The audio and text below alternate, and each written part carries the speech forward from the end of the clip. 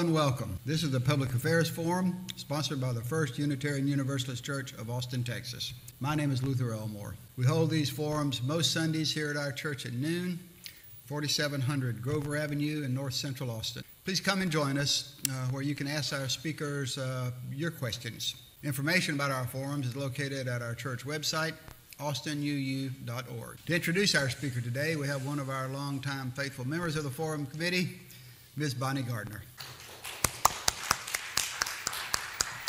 Thank you, Luther. Good morning, everybody.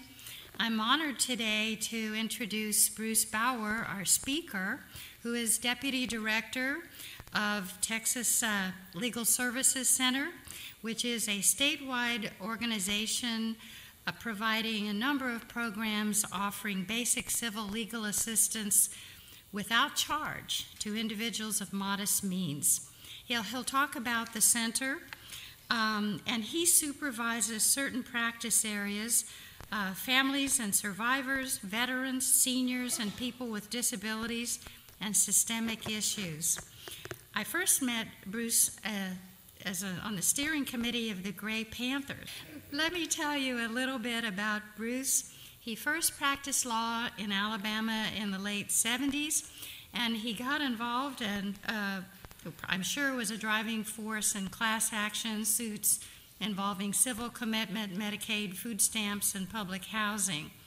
He then got involved in prison reform and was very effective there. In the 80s, he practiced law in Illinois and Wisconsin and continued to work on jail reform successfully, and he represented people in class action lawsuits reforming the operation of the General Assistance Program in Illinois.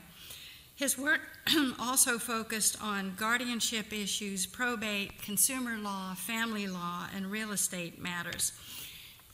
He then arrived in Texas in 1989 and began working on litigation, reforming Texas's unemployment compensation hearing system, food stamp certification and recertification, Medicaid work requirements, among others.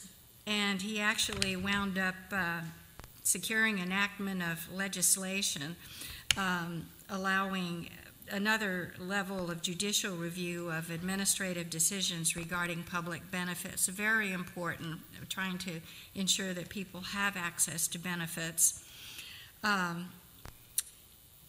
Currently, or in the recent past, he chaired the Alternatives to Guardianship program, which is a statewide network, and he has a lot of expertise in guardianship issues, and also developed helped develop a statute relating to guardianship. He's currently involved with the silver-haired legislature and the Texas, he's on the board of the Texas Guardianship Association. Bruce, needless to say, has won many, many awards for his public service, and just a couple of the more recent ones.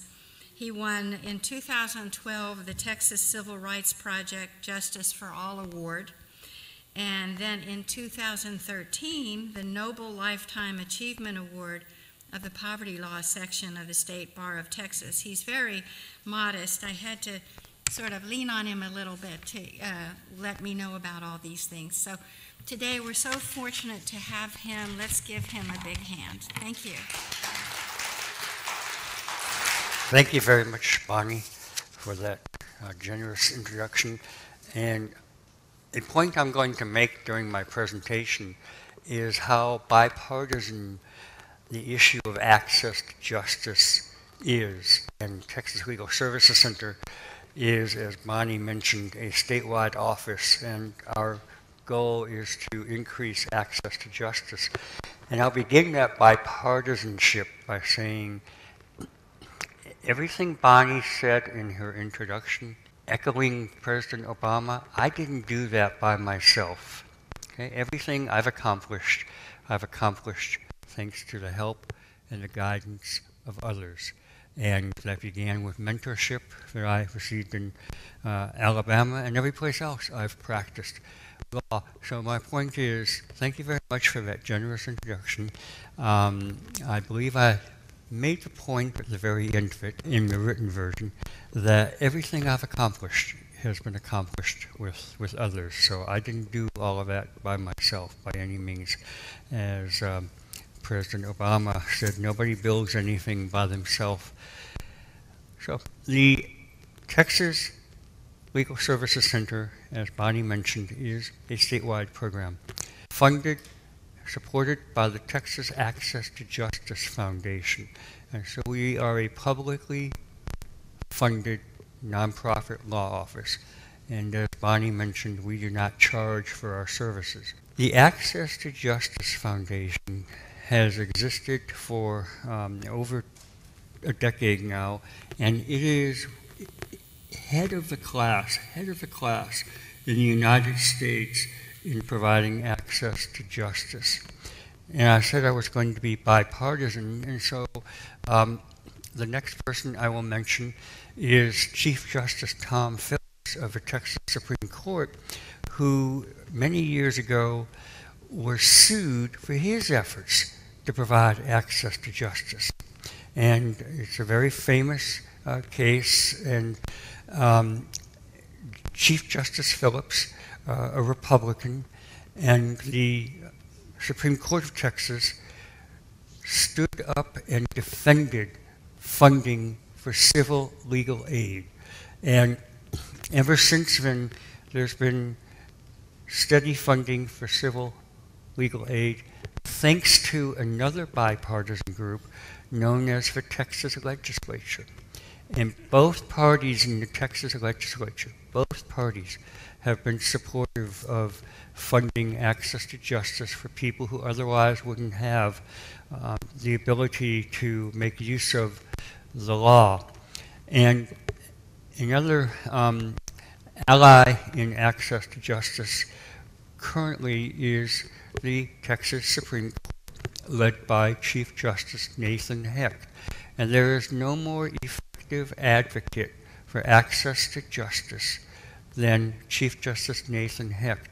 And he himself will always say, it's not him, it's the Supreme Court of Texas.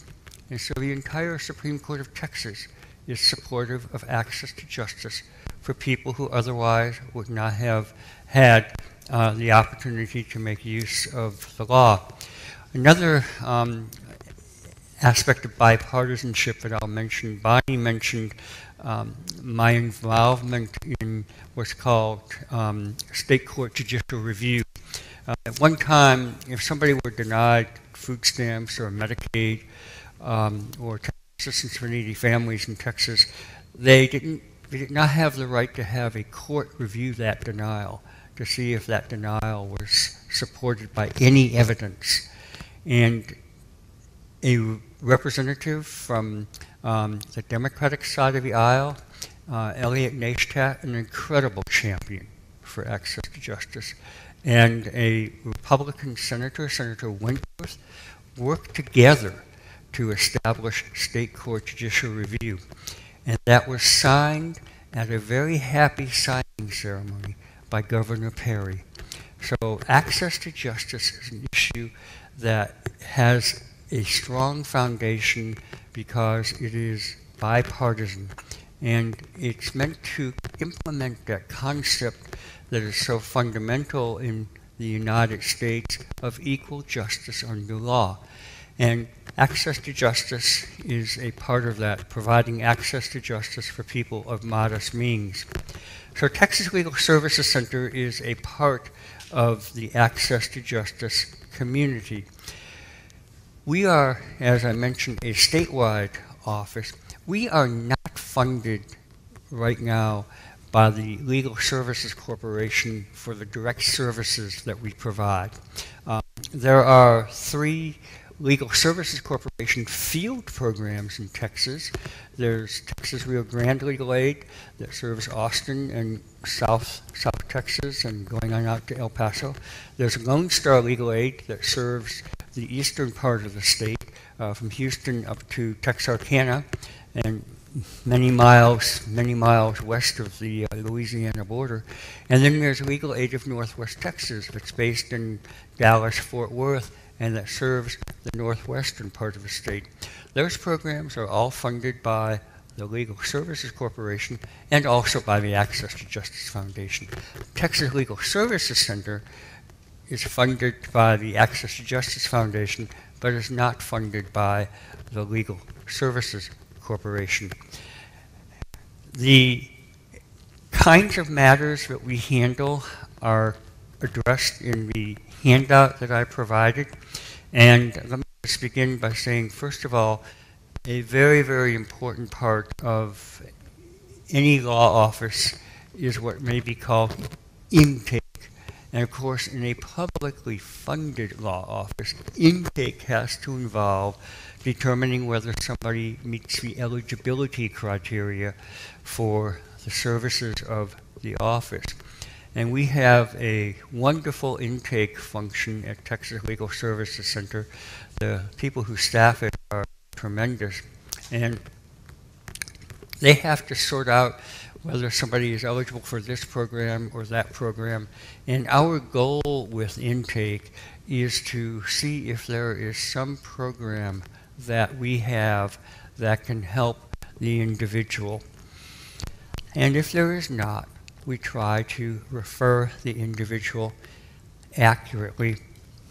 So in your handout, at the very top of the first page, you have our web address, www.tlsc.org. And so if you go to www.tlsc.org, one will see there an intake form that one can fill out and submit electronically if one wants to do so, or one can telephone our intake at 800-622-2520. So let me go over some of the programs that we have now at Texas Legal Services Center. And I might mention, when I came to Texas Legal Services Center in 1989, the executive director at the time was Randy Chapman. And Mr. Chapman has been an incredible advocate for access to justice. And he has now been followed by our current executive director, Karen Miller. And I am confident that in the years and decades ahead, Karen Miller will provide great leadership for Texas Legal Services Center. So everything I'm going to talk about, these programs, are the result of work that all of us have done together to get them established.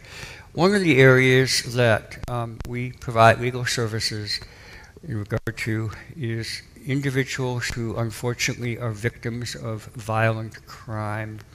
If somebody is a victim of violent crime and they call us, that's a part of our program for which there are no income limits. And as I speak with you this morning, some of the programs, we have this income limit, we have that income limit, and that is simply a function of being a publicly funded law office. That for some programs, the income limit is this. For some programs, the income limit is that, and there are some programs that don't have income limits at all. Crime victims does not have income limits at all at Texas Legal Services Center, and we are able to provide statewide legal services to victims of violent crime. Sometimes that might mean applying for crime victim assistance. Sometimes that might mean pursuing an order of protection so that the crime, if it's domestic violence, can be curtailed.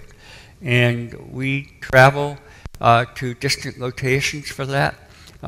Some time ago, we traveled to a county in West Texas and obtained the first stalking order of protection.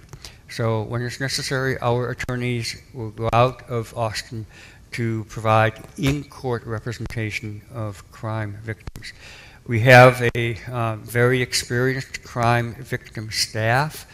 We have prosecution experience among our staff who serves crime victims, and that's very important.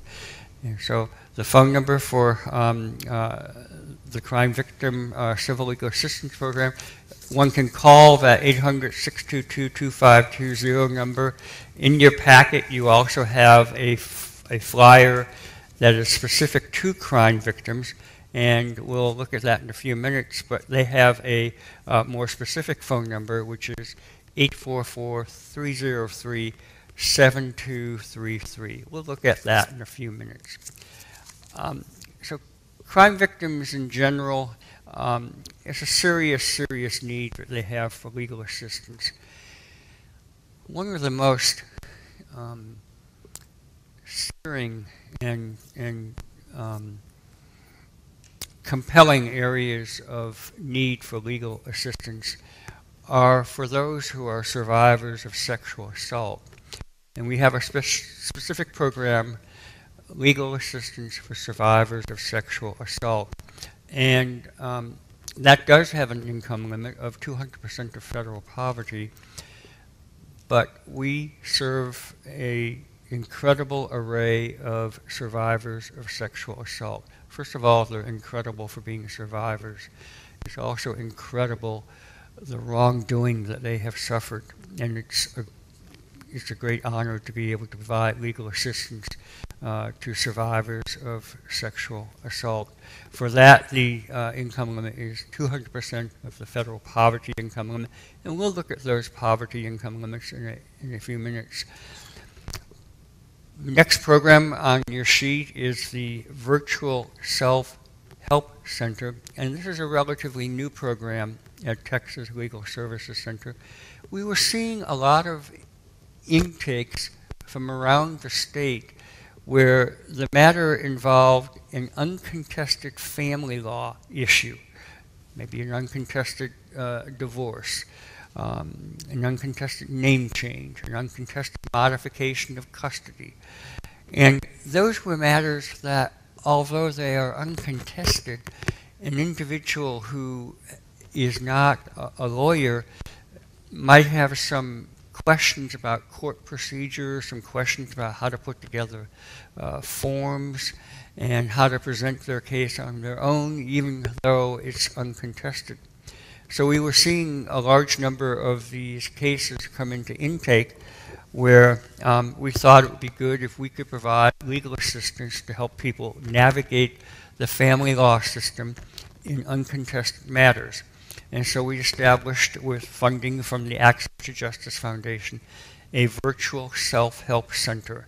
And that's been a tremendous step forward to help people statewide navigate, especially the family law system, in uncontested cases. For that, the income limit is 125% of the federal poverty guidelines. You can tell from these different income limits and these different kinds of matters the precision with which our intake staff has to process an intake. And as I said, they do a tremendous job. We also have a parenting order legal line, and that helps non-custodial parents enforce or modify child visitation orders. And that's a service that is provided by telephone statewide. And I would just say it's very, very interesting how much legal assistance can be provided by telephone. That doesn't always resolve the matter, but many times it can resolve the matter. So the parenting order legal line by telephone provides counsel and advice to non-custodial parents, a parent who's paying child support, to enforce or modify visitation. And the logic behind that is that if a parent who has a child support obligation is able to enjoy the visitation that has been court-ordered, that parent is more likely to pay for child support. And so our goal there is to make sure that parents who have a court order for visitation are able to enjoy that visitation and also be incentivized to pay child support. It's a win-win-win. It's a win for the client who calls us to enforce the child support order. It's a win for the child to whom child support is owed. It's a win for the custodial parent who has custody of the child. For that service, the income limit is 200% of the federal poverty income limit. We have another service that's related to that provides just information to non-custodial parents, but doesn't actually prepare agreements to enforce the custody order. And for that program, there's no income limit because that's providing information rather than counsel and advice. That's the access and visitation hotline. We also have a service that is the family helpline for strong families and safe children. And that service is meant to help adults who have involvement with the Child Protective Services system, usually a parent, to help them understand their rights. And the Child Protective Services system, of course, is focused on protecting children. And it's very, very complex. And adults who are involved in that system benefit from a consultation with an attorney. Now again, that service doesn't have income criteria because the level of assistance for that service is information and education rather than the establishment of an attorney-client relationship. An attorney-client relationship can be established, by the way, by telephone. And so that's why we distinguish between services where we provide information, which can be very helpful, but for which there is not an income limit, and services where there's an attorney-client relationship, and we're providing a level of service that would be advice and consultation. The Veterans Legal Assistance Program is another relatively new program. It's been in existence for several years now, but it is meant to serve those who have served our country. It provides legal assistance to veterans, surviving spouses of veterans, and spouses and dependents of veterans. In regard to serving spouses and dependents of veterans, we're not allowed to help serve an individual against a veteran because we have to hold ourselves available to serve any veteran who calls us. But the Veterans Legal Assistance Program provides a full range of legal services, including in-court representation, negotiation, document drafting, calls to third parties, and counseling advice. And for that, there is an income limit, and it's 200% of the federal poverty guidelines.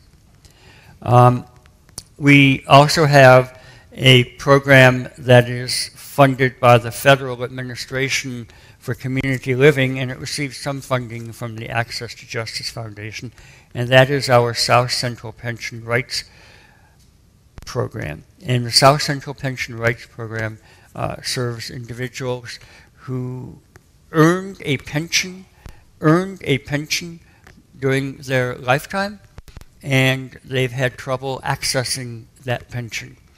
And that happens sometimes because companies where the pension was earned go out of business, and they are not able to serve their former employees as they might have if they were still in business.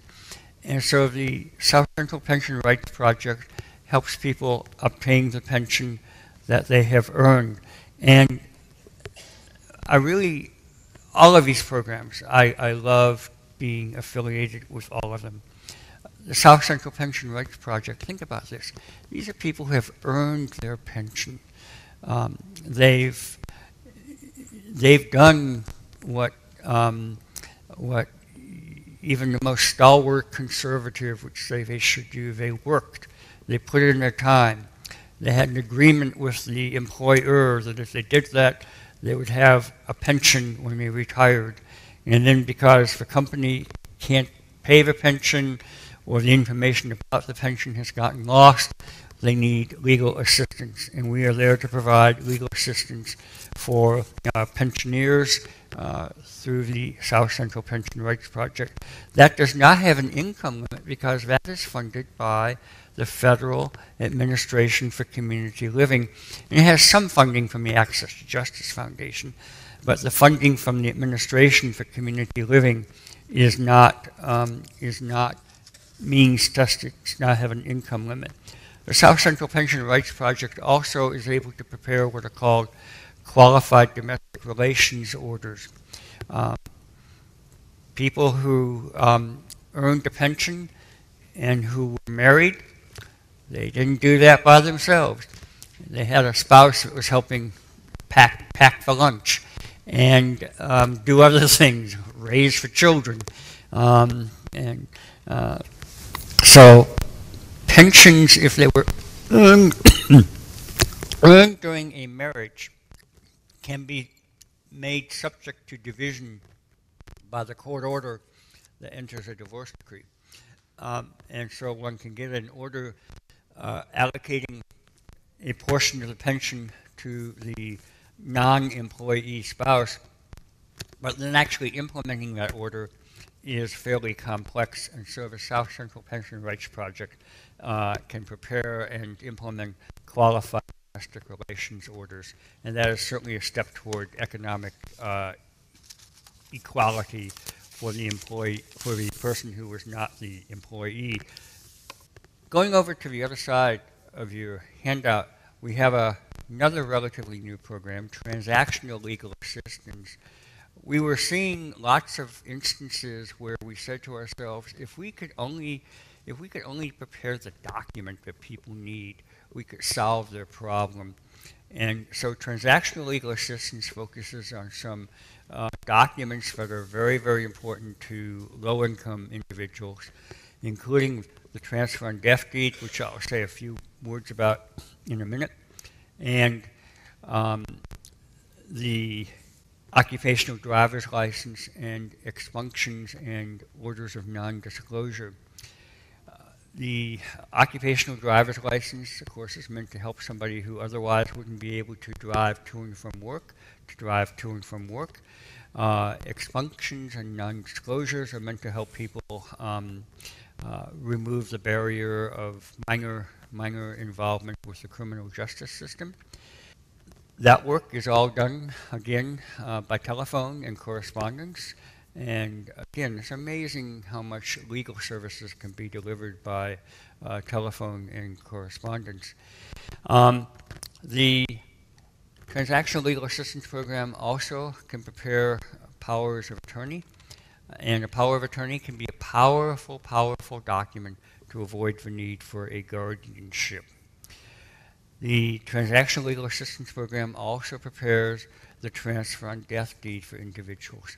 All of these services of the Transactional Legal Assistance Program are funded by the Access to Justice Foundation. Therefore, they have an income limit, and for transactional legal assistance, the income limit is 125% of the federal poverty income limit. Let me say a word about the transfer on death deed. That's another example of bipartisan legislation that was sponsored in the Senate by Senator Huffman from Houston, and it had strong support in the Texas House of Representatives from both sides of the aisle. Probably one of the most stalwart participants in developing the transfer on death deed was our own probate judge here in Travis County, Judge Guy Herman. So this is, again, an example of bipartisanship. And this was meant to deal with the fact that many people don't have a will, or the will doesn't get probated. And we had lots of situations, and we still do, where title is not clear. Because if one person passes away and they have 2 children and no probate occurs and they own a homestead, and then those 2 children pass away and there's no probate, pretty soon you can have situations where you've got 64 descendants and each own 1/64 of the property. And so simplifying the process of transferring real property from generation to generation is really beneficial. And the transfer on death deed is a tool for doing that. What the transfer on death deed involves, and I'm not going to go into this much detail in all of these areas, but I will on the transfer on death deed. What it involves is a individual who owns a home, that home, of course, has a legal description. It may have a street address, but the actual description needed to transfer property from one person to another is the legal description. So you have the legal description, and with the transfer on death deed, the owner can say who they want to have that property when they pass away, and that property does not go through probate.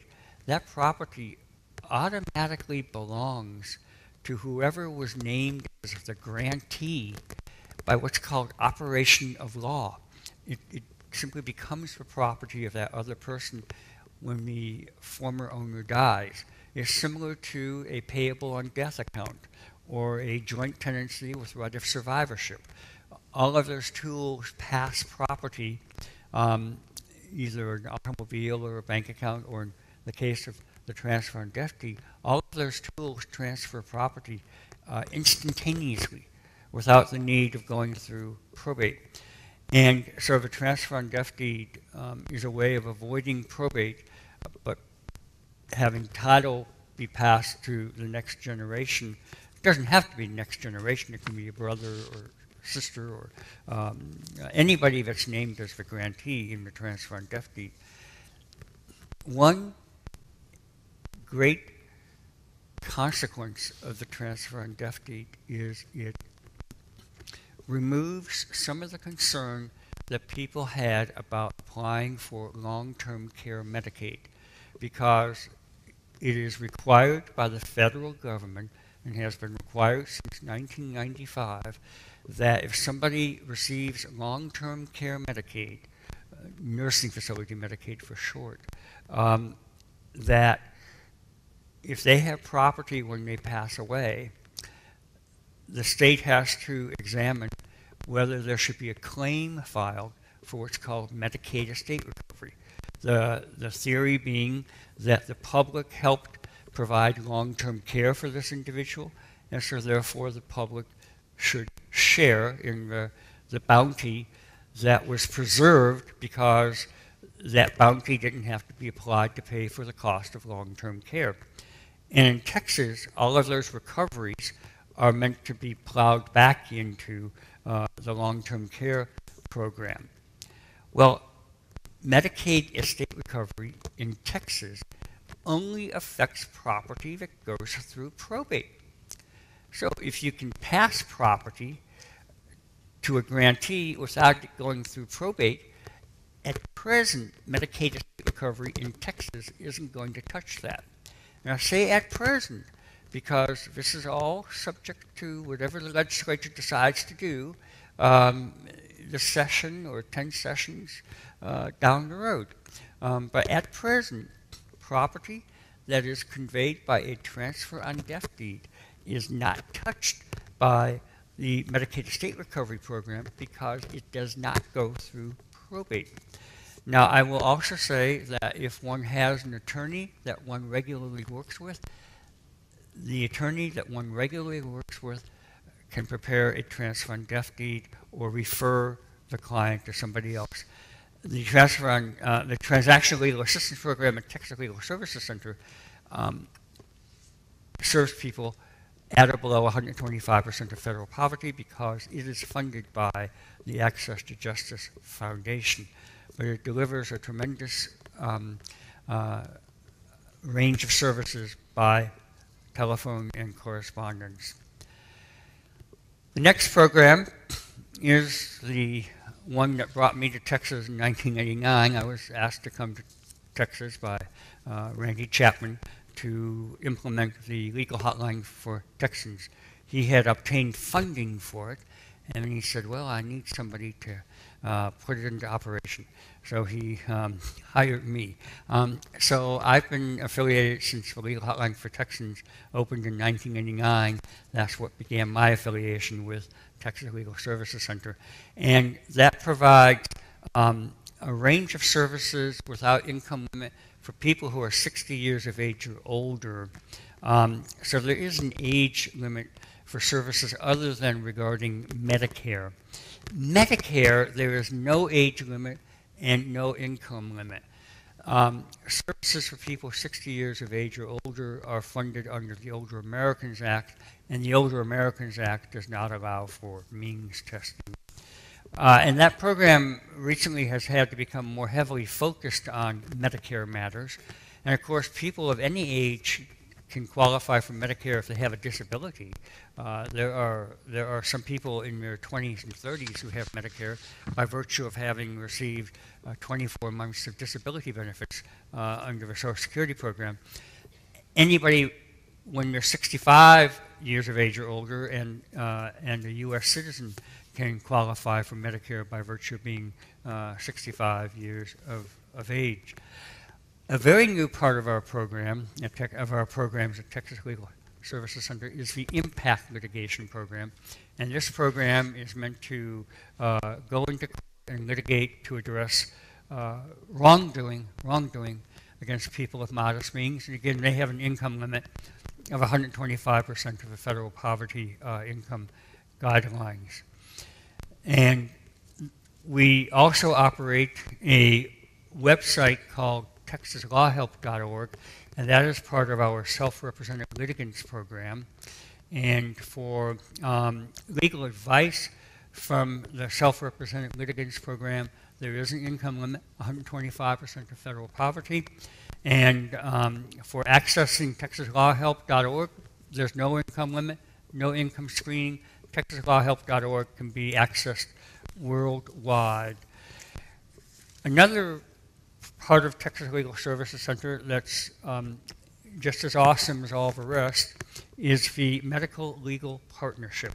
And we were able to establish a medical legal partnership here in Austin. And that is a program that endeavors to overcome the social determinants that may be impacting somebody's health. So if you have somebody who lives in a mold-infested, rat-infested, cockroach-infested apartment, medical professionals can handle the medical aspects of that. Sometimes it's very helpful to have the legal aspects of that be handled as well to bring the housing up to habitability. And so the Medical Legal Partnership is able to address the social determinants, bad housing, bad access to public benefits that may be affecting health outcomes. Now, the rest of your folder has some more specific information. I want to point out that you all should have a mouse pad for TexasLawHelp.org. And again, this is a program, TexasLawHelp.org is a program or service that's available worldwide, no income limits. You can go there, you can find legal information on a wide variety of topics and forms. You can find the transfer on death deed form there. If you have an attorney, I would recommend that you speak with that attorney about the transfer on death deed so that you can see how it fits in with the rest of your estate plan. But there is a transfer on death deed on the TexasLawHelp.org website. And we have this in both English and Spanish. And so if you got the one in Spanish and you want the one in English, let me know. If you got the one in English and you want Spanish, let me know. All of our services are available in both English and Spanish. And if there's a need for services in additional languages, we have access to interpreting services. You have a flyer on the Veterans Legal Assistance Program, and one area that they are focusing on is foreclosure prevention. And they're able to, again, travel the state to help prevent wrongful foreclosures against veterans. You also have some general information in a vertical card from about Texas Legal Services Center in general. You have a card that talks about TexasLawHelp.org, that website.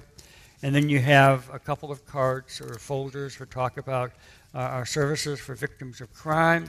And let's look at that for a second as we wrap up here. If you look on the inside of the Crime Victims Civil Legal Services folder, you can see the different kinds of crimes that would qualify an individual for services if they're a victim of crime. And you can see the different services that we can provide, services regarding protective orders, family law, employment, elder exploitation, and many others. And when somebody is a victim of crime, our goal is to help restore them to where they were before they became a victim of crime.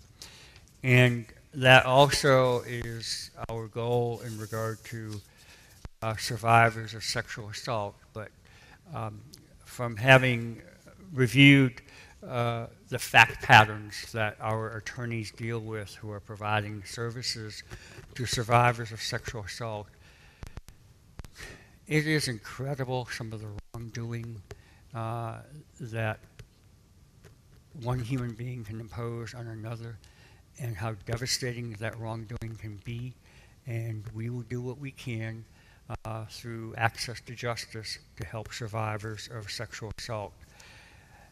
So I will just simply end by saying it's obviously incredibly rewarding to be able to do one small bit to help people who need access to justice. And it's just a drop in the bucket. It's a drop in the ocean, what we do, but it's incredibly rewarding to be able to do what we do. We are very, very, very, very grateful to the Access to Justice Foundation and to the Texas legislature and to the governors of Texas who have signed the appropriations for access to justice. And it is bipartisan, and it's very, very rewarding to be part of this endeavor of providing access to justice. It is an honor when somebody calls you, regardless of what they're calling about. You didn't know them a minute ago. They didn't know you a minute ago. It is an honor to have them explain their situation. They know, of course, that what they explain will be held confidential. That's a core part of our profession. But it's still an honor that somebody that you didn't know a minute ago calls you. And even for something as benign as a power of attorney, where they call you and give you the information so that you can help them. That is a tremendous, tremendous honor to be able to do that.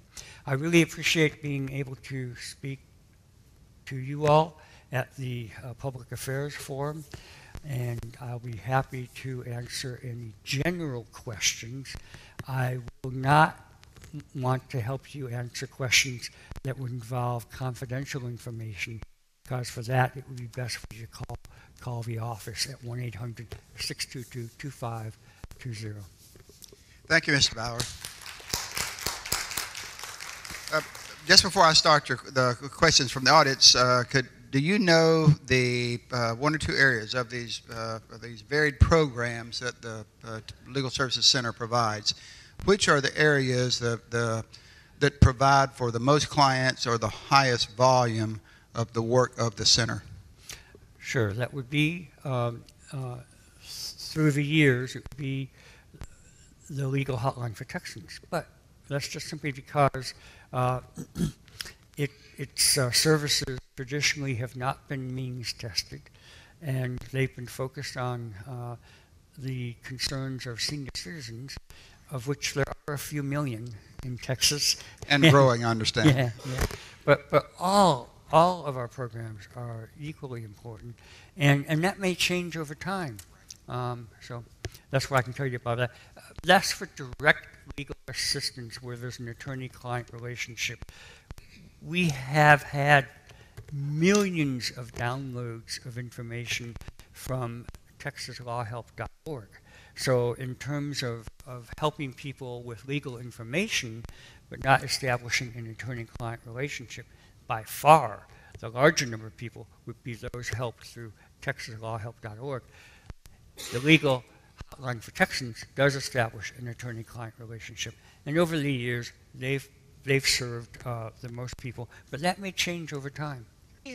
thank you for your presentation, and it's astounding how many wonderful specialized services your organization provides.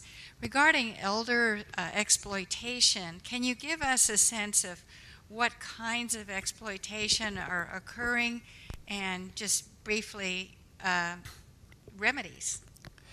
Sure. First of all, in Texas, Adult Protective Services looks into cases where there's been an ongoing relationship between the perpetrator and the victim. So, for instance, somebody who has been cheated by a fly-by-night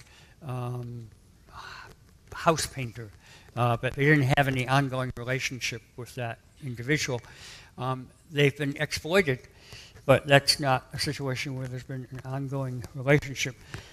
Let's take the situation of the person who's been cheated by the house painter. They paid to have their house painted, and the house painter took the money and left town, didn't do the work. That would be a situation where we could try to track down the house painter and see if he's willing to make restitution. That might be a situation where if the wrongdoer can be located, mediation might work and might bring back some of or all of the money.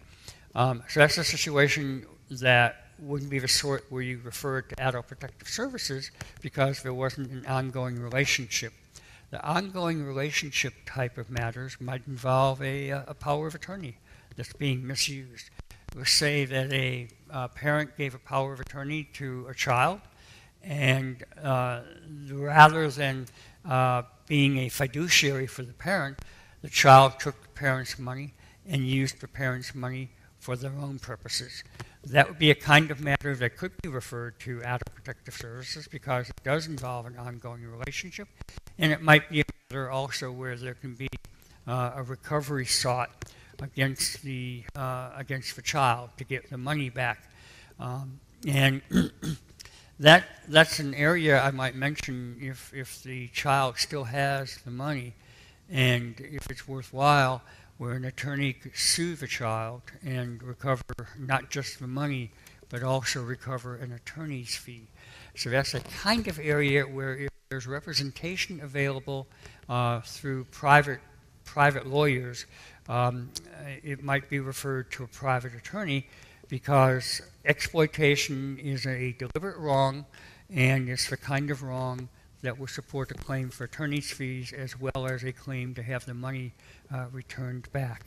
And if a matter comes to us that the private bar is more appropriate for handling the matter, we may refer the client to the private bar, especially if the case is fee generating and can receive services through a private attorney. We are meant to help those people who have no other place to access justice. But elder exploitation is a growing concern. It's a concern from Washington on down. And the exploitation of a senior citizen can be very devastating because senior citizens do not have flexibility to go back to work and to make themselves financially whole. And so we will do what we can, and if the money is still recoverable, we may refer that to the private bar if an attorney's fee would be available. If the client is a veteran, we could provide full legal services. If the exploitation was accompanied by a violent crime, then under our services for victims of crime, we could provide full representation. I'm a lawyer, and I've had some difficulty understanding the differences among these programs. I think it's a good segue from what you've just been saying here. I understand that there's a great deal of work that can be done on the telephone, simply counseling. I presume there might be some offices for one-to-one counseling around different places in the state. Is that a correct statement?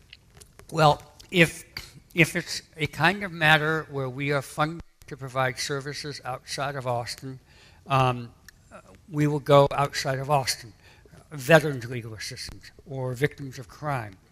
If the only service that the person is eligible for is the Medicare counseling of the legal hotline protections, we wouldn't go outside, but we'll provide the counseling advice statewide. We will try to refer individuals to the legal aid program in their community. So if they're in an area served by this legal aid program or that legal aid program, and they're income eligible, and they need ongoing representation, and we don't have a program that can provide that ongoing representation, we will refer them to the legal services field program. And that was really where I was going with the question. What the handoff, if you will, to other legal services organizations, how that's managed and where. That's the real issue when I'm trying to understand how this works. A couple of points about that. The legal services programs are subject to the same income limits that we are if they're funded to provide services to veterans, for instance. They're subject to the same 200% of federal poverty income limit as we are. So we will first of all see if the person would be income eligible for legal aid. And in that regard, if you look at the third page of that first handout, it has the income limits for services that are funded by the Texas Access to Justice Foundation.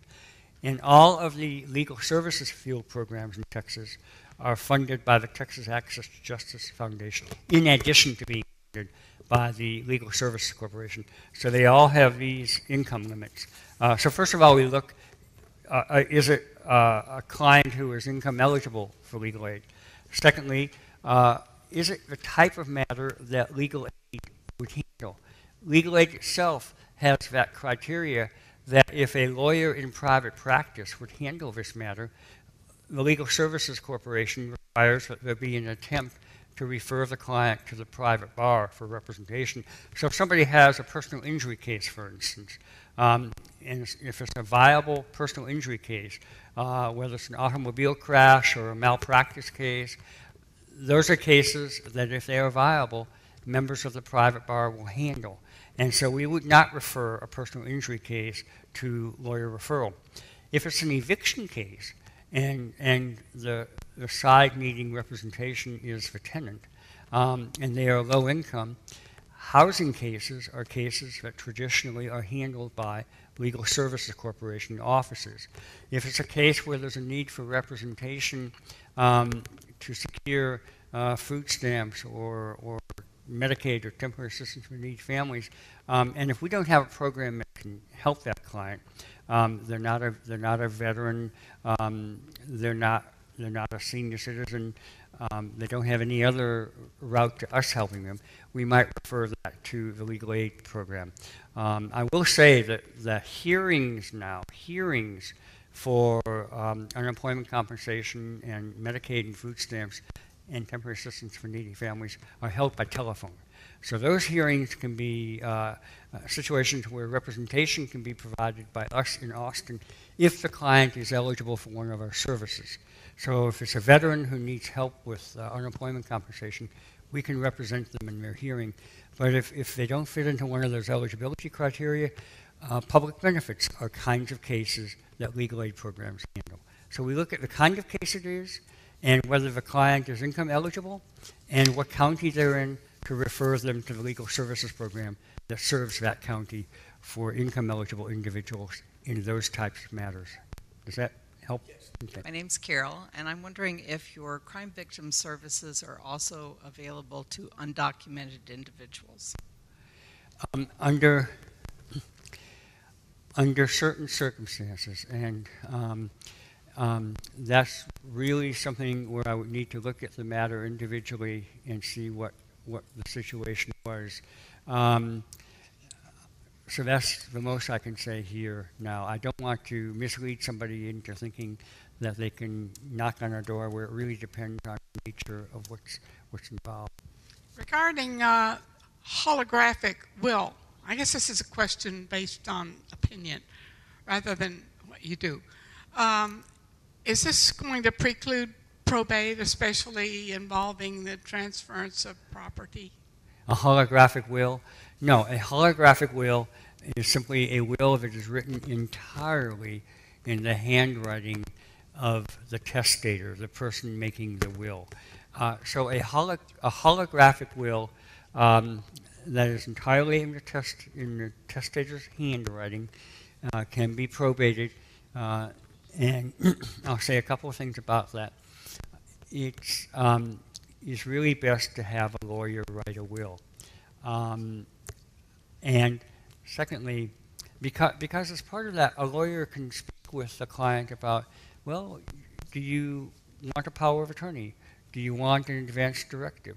Do you want the transfer on death deed? So usually a will is just part of a group of documents that a well-served client would have. I want to say this, there is an effort being made now in Texas to have a court-approved will. Some states in the country, California, Wisconsin, Michigan, Maine, were part of an effort in the last century to enact statutory basic wills. And so some states have statutory basic wills. Most states don't. And so the Supreme Court of Texas, under the leadership of Chief Justice Hecht, has established a committee to develop a will form that would be court-approved, that would therefore be reliable. It would be posted on texaslawhelp.org, and it would be tailored to the needs of the particular family. Is this a person who's married or not married? Do they have children? Do they not have children? So there's a committee that's working on that right now, and we expect their forms to be available to the public once the Supreme Court is convinced that they are workable. But in the meantime, if somebody wants to write out their own will, they can do so. The